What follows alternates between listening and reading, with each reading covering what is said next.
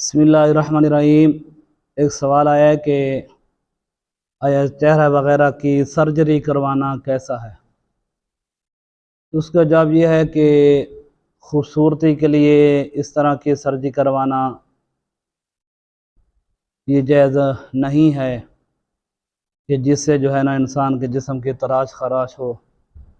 کیونکہ اس طریقے سے سرجری کروانا اور صرف خوبصورتی کے لیے یہ ایسا سمجھو یہ تغییر لخلق اللہ ہے، یعنی اللہ پاک کی بنائی ہوئی چیز میں تبدیل کرنا ہے، تو یہ جائز نہیں ہے۔ ہاں اگر کوئی مجبوری ہے کہ جس طرح ایکسیڈنٹ وغیرہ ہو گیا یا انسان کا چہرہ جل گیا ہے اور جلنے کی وجہ سے چہرہ بگڑ چکا ہے،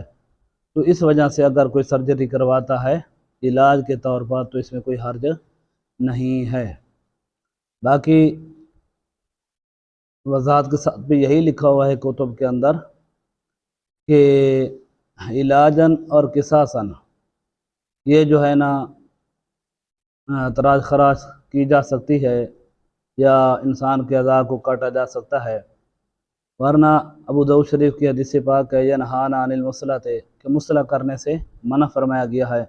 کہ انسان کے کسی اعضاء کو کاٹ دینا۔ تو فرماتے ہیں مفتی احمد یار خان نعیمی صاحب کہ یہ جو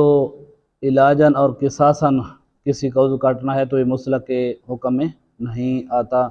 اس لیے علاجاً یا قصاصاً اگر کسی کا کوئی عضو کاٹا جائے تو اس پر کوئی حرج نہیں ہے۔ باقی خوبصورتی کے لیے جس میں کوئی شرعی مجبوری نہ ہو